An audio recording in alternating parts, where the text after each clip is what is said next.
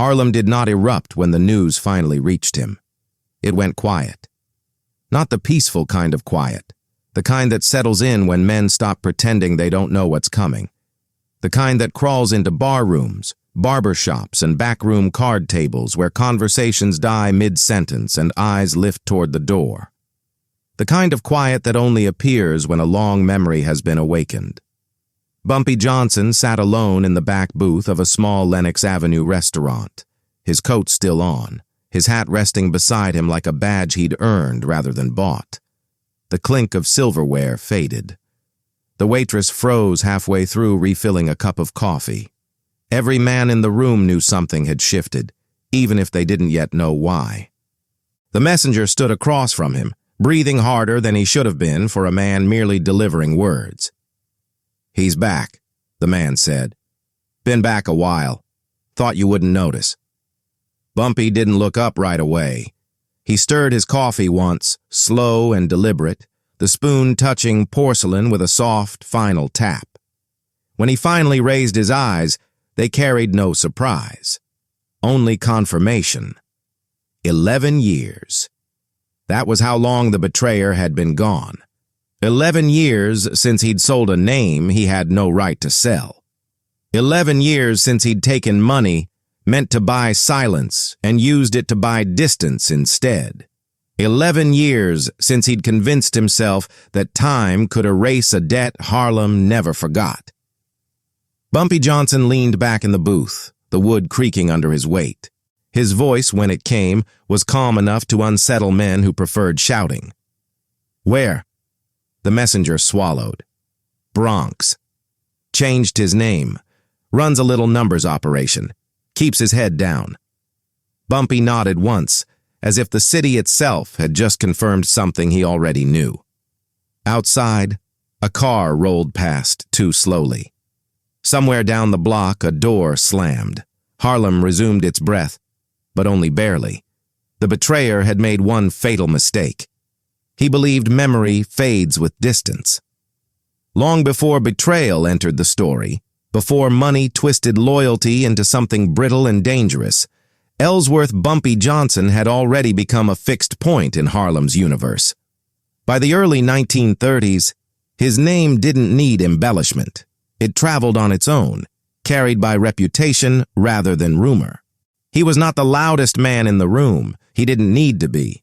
Power, real power, sat differently on a man. It didn't shout. It waited. Harlem at that time was a city within a city. Black-owned businesses fighting for air under the weight of white-controlled banks, white-controlled police, white-controlled courts. Opportunity existed, but it came with conditions, and respect was rarely one of them. Men like Bumpy Johnson emerged not because the system welcomed them, but because the system left a vacuum where protection, order, and negotiation should have been. Bumpy understood something most men never did. Chaos was expensive. Order was profitable. He moved through Harlem like a negotiator first and an enforcer only when necessary. Numbers runners paid him not just for muscle but for predictability. Shop owners slept easier knowing disputes would be settled quietly, not with broken windows and police attention. Even the Italian mob, men who had carved New York into territories with blood and paperwork, learned early that Harlem was different. It had its own rules, and Bumpy Johnson enforced them with a memory that never misplaced a detail. That memory was not sentimental. It didn't cling to slights out of pride. It cataloged them the way a banker cataloged debts: cold, precise, patient. Loyalty earned protection. Betrayal earned something else entirely. The man who would later run believed himself clever. Back then, he was close enough to hear plans before they became action, close enough to see how money flowed before it was counted, close enough to understand the weight of trust and still decide it was worth selling. The offer came quietly, as these things always did. Cash placed on a table, promises of safety whispered by men who never intended to honor them beyond convenience. All he had to do was talk, and he did. When the damage surfaced, it didn't explode. It seeped. A raid that shouldn't have happened. Names spoken by men who should have known better. roots compromised, trust fractured. Harlem noticed before Bumpy ever said a word. The betrayer ran before anyone told him to. That decision saved his life, for a while. Because Bumpy Johnson did not chase recklessly. He didn't lash out to soothe wounded pride. He let consequences breathe, let the city rearrange itself, let men wonder whether the silence meant forgiveness or something far worse. Years passed. Prohibition ended. The world shifted. Bumpy went to prison, came back, renegotiated his place in a changing Harlem. The Italians aged. New players arrived. Old grudges faded, at least for those who didn't understand how legends functioned. A legend doesn't forget. He just waits for the right moment to remember. Now, sitting in that booth with coffee cooling in front of him, Bumpy Johnson understood that the city had brought something back to his doorstep. Not by accident. Harlem had a way of balancing its own books. 11 years was a long time to run, but it wasn't long enough. Bumpy reached for his hat, placing it on his head with deliberate care. The room shifted as he stood. Men pretended not to watch, which only confirmed that they were. He left money on the table, enough to cover more than coffee, and stepped out into the cold Harlem air. The streetlights buzzed faintly above him, illuminating sidewalks that had seen too much to be impressed by fear anymore. Somewhere in the Bronx, a man believed he had survived history. History, however, had just remembered his name. And it was patient. The city did not announce its judgments. It revealed them slowly, in the way certain doors stopped opening and certain faces stopped smiling. Bumpy Johnson moved through Harlem in the days that followed as he always had. Unhurried, observant, listening more than speaking. He didn't send men north right away. He didn't make calls that could be overheard or ask questions that would echo back to the wrong ears. That wasn't how you handled a matter rooted in time. This wasn't revenge. This was accounting. Every man who had ever worked close to Bumpy understood one rule better than any other. Loyalty didn't expire. Neither did betrayal. They were both permanent entries, written in ink the city itself couldn't wash away. The betrayer, now calling himself by a different name, had rebuilt his life on that misunderstanding. In the Bronx, he ran a modest numbers operation, nothing flashy, no silk suits, no loud cars. He kept his business small enough to stay invisible, careful enough to avoid attention from the Italian crews who controlled most of the borough. He believed invisibility was protection. He believed wrong. Word reached Bumpy the way truth often did in Harlem, not through official channels, but through absence. Runners who used to cross borough lines stopped mentioning certain streets. Conversations shifted when the Bronx came up. Men who knew better avoided eye contact when his name hovered unspoken between them. That was when Bumpy knew the city was ready. Harlem in the early 1940s was a place of transition. War pulled young men overseas and money into factories. Federal attention tightened around vice, but it never truly disappeared. It simply learned to dress better. The Italians still held political leverage. The police still enforced laws unevenly, and black neighborhoods still survived by creating systems where none were provided. Bumpy Johnson sat at the center of that system, not because he demanded obedience, but because he provided stability. He kept violence surgical. He settled disputes before they spread. And when he acted, he made sure the lesson traveled farther than the action itself. That was why the challenge had to be handled carefully. The betrayer had not simply stolen money. He had sold knowledge. He had compromised men who trusted the structure Bumpy built. If Bumpy let that kind of debt dissolve into memory, the cost would be paid by everyone else. So Bumpy began where he always did, with listening. A barber on 125th mentioned a Bronx runner asking questions he shouldn't. A numbers woman spoke too quickly about protection she suddenly didn't have anymore. A quiet Italian intermediary let slip that someone up north had been testing boundaries. Each detail confirmed the same truth. The betrayer wasn't just alive. He was getting comfortable. Comfort bred arrogance. and arrogance always made men careless. Bumpy finally spoke about it one evening in a private back room above a tailor's shop where suits were fitted by day and futures adjusted by night. The men around the table had earned their seats through years of silence and discipline. No one interrupted when Bumpy spoke. No one needed to. "He thinks time paid his debt," Bumpy said, his voice even. "Time doesn't pay anything. It just adds interest." One man shifted. "You want him gone?" Bumpy shook his head slowly. "I want him to understand." That distinction mattered. A killing would close the book too quickly. It would answer the wrong question. This wasn't about fear. It was about memory, about reminding every man who ever stood close to power that proximity came with responsibility. The challenge wasn't catching the betrayer. It was letting him know he'd already been found. The first move was subtle. A Bronx runner was told, politely, that his protection had lapsed. Another was reminded that certain streets were no longer safe to operate on. A small Italian crew received word that Harlem had no interest in expanding north, but would not tolerate interference from those who didn't belong. No threats, no ultimatums, just pressure. The betrayer felt it within a week.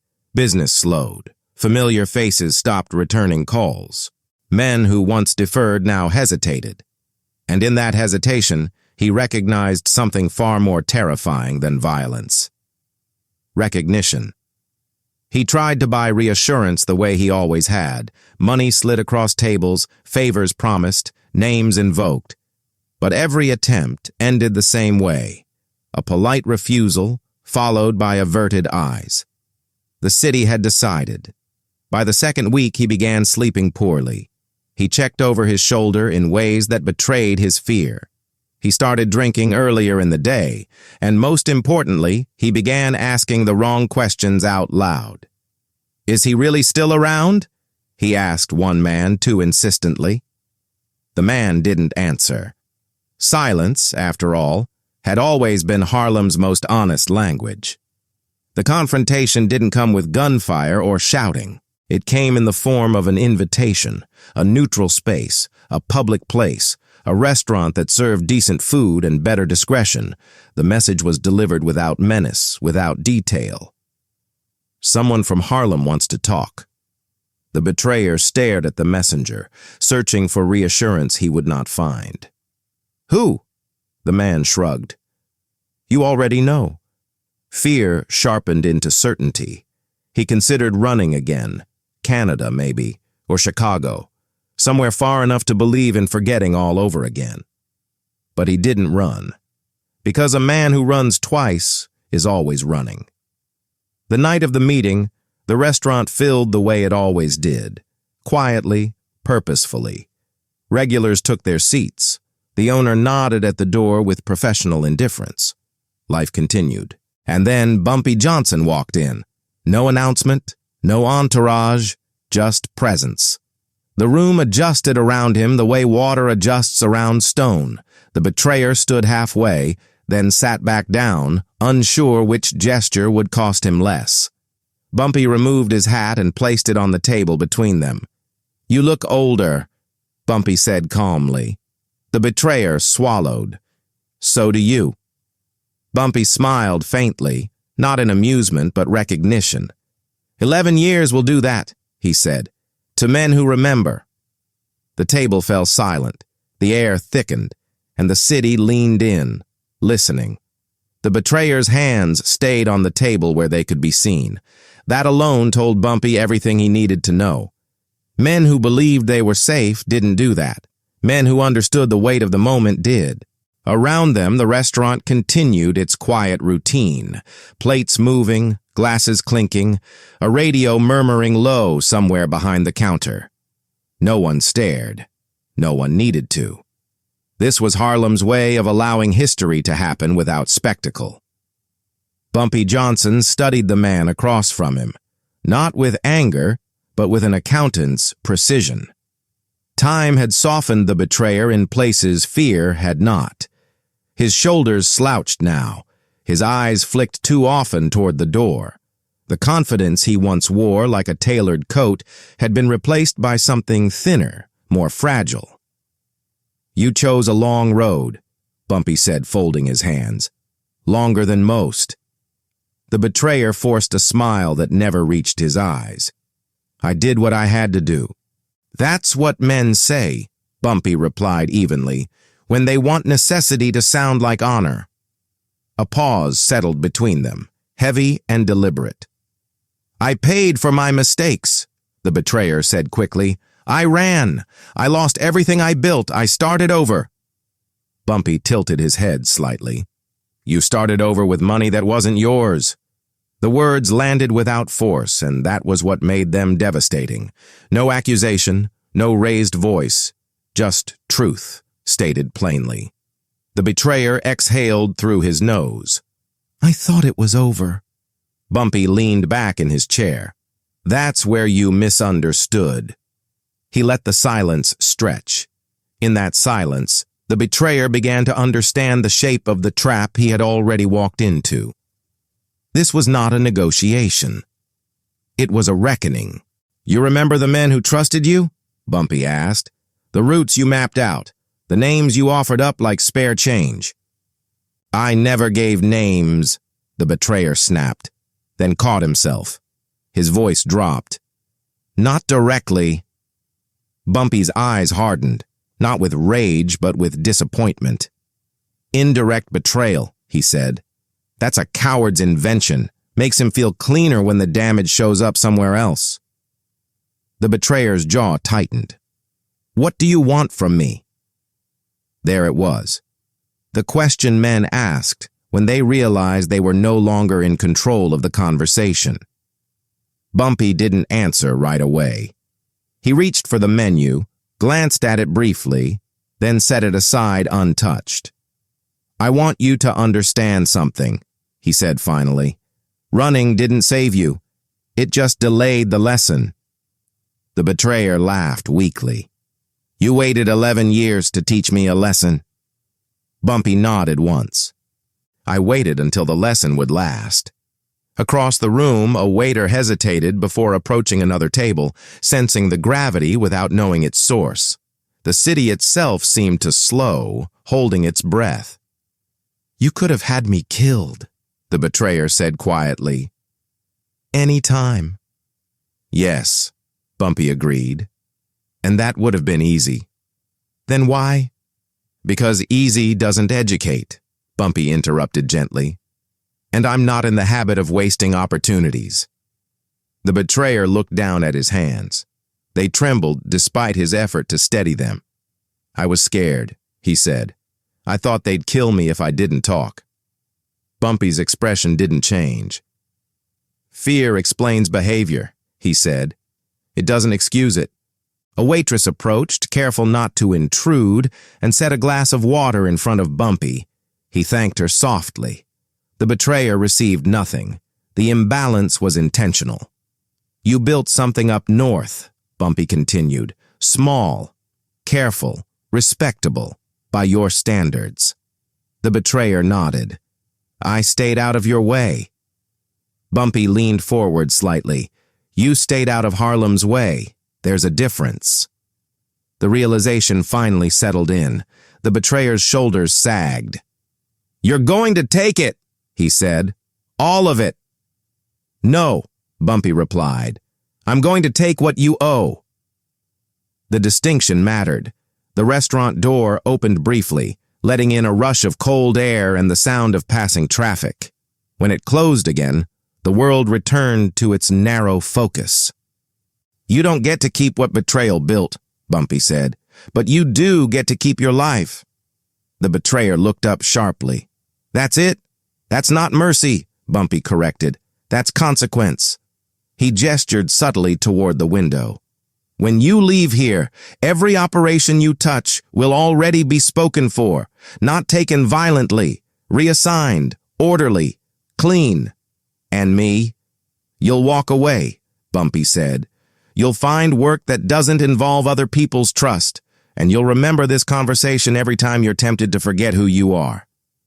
The betrayer shook his head, disbelief mixing with relief. You're letting me go." Bumpy's gaze locked onto his. "I'm letting you live with it." That was when the true weight of the punishment revealed itself. Death would have ended fear. This would extend it indefinitely. "But there's one more thing," Bumpy added. The betrayer stiffened. "You will go back to Harlem," Bumpy said, "once, publicly. You will apologize to the men whose names you endangered. You will acknowledge what you did." Humiliation flooded the betrayer's face. "They'll tear me apart." "No," Bumpy said calmly. "They'll see what accountability looks like." The man across from him stared at the table, calculating options that no longer existed. Finally, he nodded. "I'll do it." Bumpy stood, placing his hat back on his head. "Good." As he turned to leave, he paused. "Understand this," he said without looking back. "This was the only ending where you got to walk away." The betrayer sat alone long after Bumpy Johnson left the restaurant. Around him, the city resumed its rhythm, unaware of the quiet justice that had just been delivered. In Harlem, word traveled fast, and by morning, everyone would know. Bumpy Johnson had remembered. The walk back to Harlem felt shorter than it should have. Bumpy Johnson moved through the streets with the same unhurried certainty that had defined his entire life. He did not look over his shoulder. He did not rush. Men who feared retaliation hurried. Men who controlled outcomes did not. By the time dawn began to thin the darkness, the city had already begun its quiet work. Phones rang in back rooms. Messengers crossed neighborhoods without explanation. Decisions made hours earlier took shape without resistance. In the Bronx, operations shifted hands without a single shot fired. A runner arrived at one corner to find his spot already reassigned. A banker discovered his protection had been politely replaced. Italians who had tolerated the betrayer's presence now acted as if he'd never existed at all. No threats were issued, no warnings delivered. The city simply moved on. That was the first consequence. The second came days later in Harlem, where memory carried more weight than money. The apology was scheduled for a Sunday afternoon in a small community hall not far from 135th Street. No announcements were posted, no invitations sent. Still, the room filled. Men who had survived raids, women who had carried numbers, slips through hostile streets, elders who remembered when survival itself required strategy. The betrayer arrived early. He stood near the front, his hands clasped in front of him like a man awaiting judgment. When Bumpy Johnson entered, conversation died instantly. No one needed to be told who the moment belonged to. Bumpy took a seat along the wall, not at the center. He did not speak. He did not have to. His presence alone established the truth of why everyone was there. The betrayer cleared his throat. What followed was not eloquent. It was not rehearsed, and that was precisely why it mattered. "I sold information that wasn't mine to sell," he said, his voice strained. "I put people at risk to save myself. I ran instead of facing what I did." A murmur moved through the room, not anger, but recognition. "I'm not asking forgiveness," he continued. "I'm accepting responsibility." Silence answered him. Bumpy stood then, not to add words, but to end the moment. He nodded once, a gesture that carried more authority than any speech. The meeting dissolved without ceremony. Men left in small groups. Conversations resumed cautiously. Life continued. Justice had been delivered without spectacle. That was the lesson. In the weeks that followed, the shift in power became visible in ways that mattered. Harlem stabilized. Disputes settled faster. Trust, once fractured, began to mend. Men understood the boundaries again. And in the Bronx, the betrayer vanished. Not violently, but completely. He took work that required no loyalty, no secrets. He lived quietly, knowing that silence was no longer something he controlled.